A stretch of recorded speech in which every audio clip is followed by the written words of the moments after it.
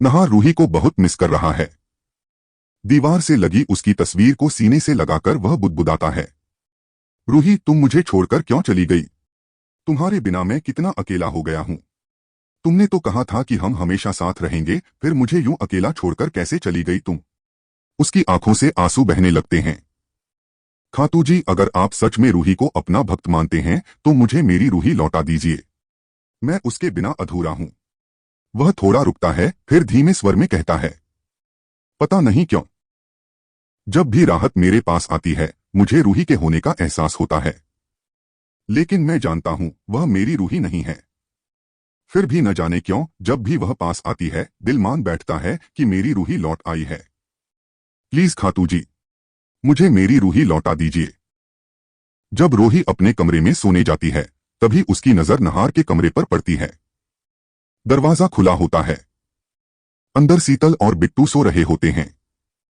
यह देखकर रूही का दिल बुरी तरह टूट जाता है। उसका मन भारी हो जाता है, आंखें भर आती हैं।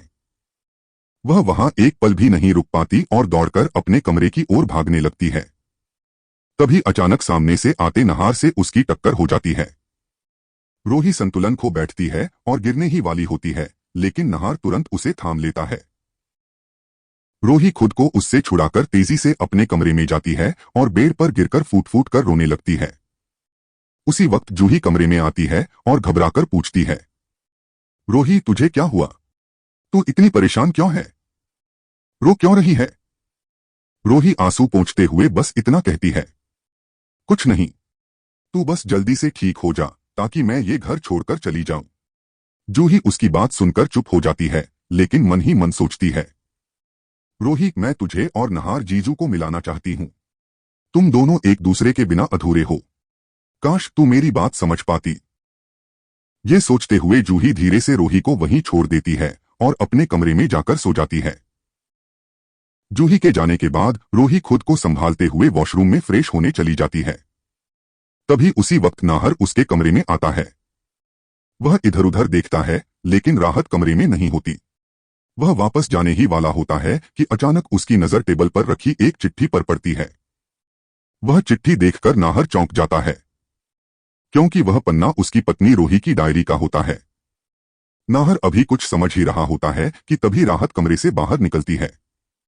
नाहर तुरंत उससे पूछता है, मिस राहत, ये डायरी का पन्ना आपके पास कहां से आया? ये तो मेरी पत्नी रूही की डायरी का है। लेकिन राहत बिना कुछ बोले तेजी से बाहर निकल जाती है। नाहर घबराकर उसके पीछे पीछे दौड़ने लगता है। बाहर आते हुए वह जोर से पुकारता है, राहत, इतनी रात को तुम कहां जा रही हो? रुक जाओ। लेकिन राहत नहीं रुकती और तभी अचानक एक गाड़ी आकर उसे जोरदार टक्कर मार देती है। नाहर घबरा जाता है। वह तुरंत राहत को उठाकर हॉस्पिटल ले जाता है। हॉस्पिटल में इलाज शुरू होता है। कुछ देर बाद डॉक्टर और नर्स बाहर आते हैं। नाहर बेचैनी से पूछता है, डॉक्टर, उसकी तबीयत कैसी है? डॉक्टर कहते हैं, वो अब बिल्कुल ठीक है। सुबह तक उसे डिस्चार्ज कर दिया जाएगा। आप उसे घर ले जा सकते हैं। नाहर राहत की सांस लेता है। ठीक है। तभी अंदर से एक सिस्टर बाहर आती है और नाहर को एक पायल देती है। पायल देखते ही नाहर ठिठक जाता है। उसकी आंखों के सामने एक याद ताजा हो जाती है। यही पायल उसने अपने घर के बाहर पाई थी। अब नाहर को धीरे धीरे यकीन होने लगता है, ये राहत नहीं हो सकती, ये मेरी रूही है। अब क्या नाहर को पता चल जाएगा कि राहत ही उसकी रूही है? क्या रूही का सच सामने आएगा?